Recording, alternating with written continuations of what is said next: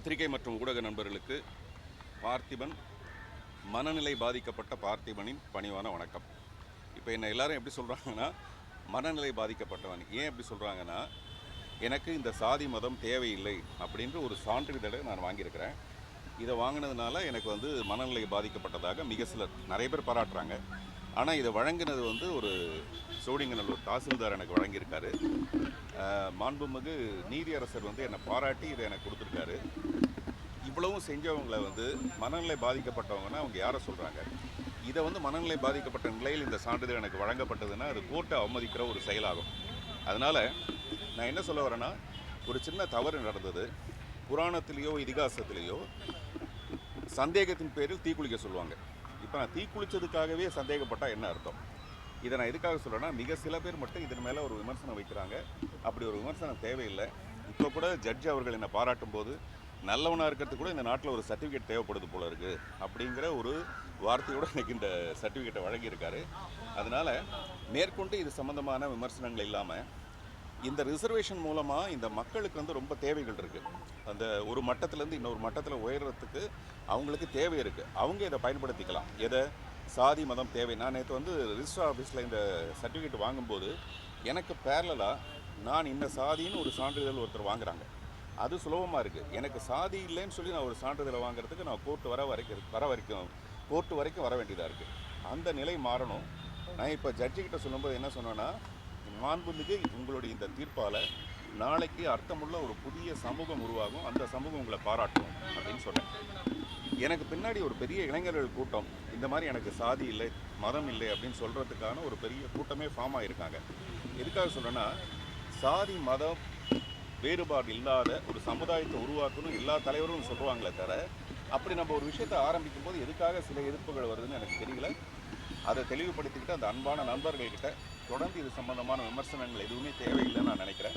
அதே மாதிரி இந்த 35 வருஷமாக சினிமாவின் மூலமாக நான் நல்ல பல கருத்துக்களை சொல்லியிருக்கேன்.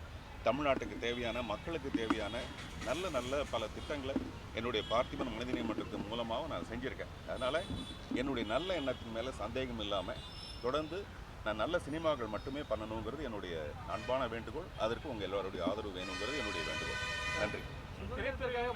பல்வேறு தலைவர்கள் ஜாதி வேணாம் அப்படின்னு சொல்லிட்டு இருக்காங்க. ஆனால் அந்த தலைவர்களே இன்றைக்கு ஜாதியினுடைய அடையாளமாக வச்சு ஏராளமானோர் அவர் பின்னாடி இளைஞர்களை கூப்பிட்டு போயிட்டு இருக்காங்க. அந்த ஜாதியை அடையாளப்படுத்துகிறாங்க அந்த தலைவர்களுடைய ஜாதியாக. அதுதான் எனக்கும் ஆச்சரியம். ஜாதி மதமே இல்லைன்ற ஒரு பெரிய சமூகத்தை உருவாக்கணும்னு இவ்வளோ பெரிய தலைவர்கள் சொன்னாங்களே தவிர, அப்படி ஒரு சான்றிதழை வாங்குறதுக்கு எதுக்காக இங்கே இவ்வளோ பெரிய போராட்டம் குழப்பம்னு எனக்கு தேவையில்லை. இப்போ நான் பாருங்கள், ஒரு ப்ரெஸ் மீட் வச்சு இதை சொல்கிற அளவுக்கு இதுக்கு என்ன அவ்வளோ பெரிய முக்கியத்துவம்? நான் நினைக்கிறேன், நிச்சயமாக அடுத்த சமூகம் இருக்குது பார்த்தீங்களா, ஒரு ஜீவோ ஒன்று பாஸ் ஆகும். முக்கியமாக இப்போ நான் வாங்கினது முக்கியம் இல்லை. நேற்று கூட நான் தாசில்தார்கிட்ட கேட்டேன், எனக்கு கிடைச்சது மூலமாக இன்னும் நிறைய பேருக்கு கிடைக்குமான்னு கேட்டதுக்கு, இல்லைங்க அப்படி கிடைக்காது, மறுபடியும் எங்கள் கோர்ட்டுக்கு தான் போகணும்னு. அப்படி கோர்ட்டுக்கு போகாத வரையில் நம்ம ஒரு ஜீவோ பாஸ் பண்ணிட்டா எல்லாருக்குமே இது கிடைக்கிறதுக்கு வாய்ப்பு இருக்குது. நான் சொல்கிறது உரிமை இருக்குல்ல, எனக்கு இது தேவையில்லைன்னு சொல்கிறதுக்கு உரிமை இருக்குது. நான் இப்படி சாதி மதம் தேவையில்லைன்னு சொல்கிறதுனால இது தேவைப்படுறவங்கள நான் தப்பாக சொல்கிறேனோ அல்லது தரக்குறைவாக சொல்கிறேனோ அர்த்தம் இல்லை. அதை கொஞ்சம் புரிஞ்சுக்கணும். அதை சில பேர் ட்விஸ்ட் பண்ணி விட்டுறாங்க. அதனால தான் நான் மனசு வருந்தி மனநிலை பாதிக்கப்பட்டவன் நான் சொன்னேன். சார், வருங்காலங்களில் சாத்தியமாகுமா இது? நிச்சயமாக சாத்தியமாகும். ஏன்னா ஒரு ஜீவோ ஒன்று பாஸ் ஆகிடும். இப்போ நான் வாங்கிட்டேன். ஏற்கனவே திருப்பத்தூரில் ஒருத்தர் வாங்கியிருந்தாங்க, ஸ்னேகான்னு சொல்லிட்டு ஒரு அட்வொகேட் வாங்கியிருந்தாங்க. அதை நான் காமிச்சு தான் இப்போ நான் மேற்கோள் காமிச்சு இந்த சர்டிஃபிகேட் வாங்கினேன். இப்போ நான் வாங்கினதை வச்சு இன்னும் நிறைய பேர் 100 பேர் 1000 பேர் 10,000 பேர் வாங்கலாம். ஆனால் ஆமாம், இது கேமராவில் எப்படியாவது ஃபோக்கஸ் ஆகணுங்கிறதுக்காக தான் நானே நேரில் இதை பதிவு பண்ணுறதுக்காக வந்திருக்கேன். இன்றைக்கி கூட எல்லோரும் ஆச்சரியமாக கேட்டாங்க. இந்த சான்றிதழை நேற்று தாசில்தார் ஆஃபீஸில் கூட சொன்னாங்க, இது பாட்டில் நீங்கள் வாங்கிட்டு போகலாம், இல்லை யாரையும் அனுப்பிச்சு கூட வாங்கலாம், நீங்கள் எதுக்கு வரணும் அப்படின்னு கேட்கும்போது நான் இதை பதிவு செய்யணும்னு விரும்புகிறேன். எனக்கு நிறைய பாராட்டுகள் வருது. நாங்களும் இந்த மாதிரி சாதி மதம் தேவையில்லைங்கிற ஒரு விஷயத்துக்குள்ள வரணும். இது நான் நினைக்கிறேன் ஒரு புதிய விழிப்புணர்ச்சி. அந்த விழிப்புணர்ச்சியை என் மூலமாக ஏற்பட்டதுன்னா எனக்கு ஒரு மகிழ்ச்சி தான். நான் சொல்கிறது தமிழ்நாட்டிலேயே நான் தான் வாங்கியிருக்கேன். அந்த திருப்பத்தூரில் ஒரு லேடி ஸ்னேகான்னு ஒருத்தவங்க வாங்கியிருக்காங்க. அடுத்தபடியாக நான் தான் வாங்கியிருக்கேன். ஏன்னா நமக்கு மேற்கோள் காட்டுறதுக்கு அந்த ஒரே ஒரு தீர்ப்பு மட்டும்தான் இருந்தது. அதனால் திரைத்துறையில் வேறு யாருமே வாங்கலை. ஆனால் இனிமேல் எல்லோரும் வாங்குவாங்கன்னு நினைக்கிறேன். ஏன்னா எனக்கு பின்னாடி ஒரு நாள் டைரக்டர் விக்ரமன் எனக்கு ஃபோன் பண்ணி, சார் அந்த லிஸ்ட்டில் என்னையும் சேர்த்துங்க அப்படின்னு சொன்னாங்க. அந்த மாதிரி ஒரு பெரிய லிஸ்ட்டு ஒன்று தயாராகிட்டு இருக்கு. அந்த லிஸ்ட்டு மூலமாக உடனே ஒரு 1000 பேர் அப்ளை பண்ணுவாங்க. சார், படிப்பில் தொடங்கி இறக்குற வரைக்கும் ஜாதி சான்றிதழ் கட்டாயமாக இருக்குது. எல்லா இடத்துலையும் கேட்டுட்டு தான் இருக்காங்க. ஸோ இப்படி ஒரு சான்றிதழ் வாங்கும்போது அவருக்கான அந்த பலன்கள் எதுவும் கிடைக்காதுங்கிற ஒரு அச்சத்தோடு நிறைய பேர் வாங்க மாட்டாங்க. இல்லைங்க, நான் என்ன சொல்கிறேன், யாருக்கு தேவையோ அவங்க அதை வாங்கிக்கலாம். நான் அதுதான் சிம்பிளாக சொன்னேன். ரேஷன் கார்டு யாருக்கு வேணுமோ அவங்க வாங்கிக்கலாம். இப்போ நான் ரேஷன் கார்டை தாண்டிட்டேன், எனக்கு அந்த வசதி வந்து மீறிட்டேன்னு போது எனக்கு ரேஷன் கார்டு தேவையில்லை, நான் விட்டு கொடுக்கறதுனால இன்னும் 4 பேருக்கு அது உபயோகமாக தானே இருக்கும். அதனால் இந்த சான்றிதழ், ஜாதி மத சான்றிதழ் யாருக்கு தேவையோ அவங்க வாங்கிக்கட்டும், அவங்க வந்து வளரட்டும். அது முக்கியமான ஒரு விஷயம். இந்த சமூகம் மேலே ஊங்குறதுக்கு அது முக்கியமான விஷயம்.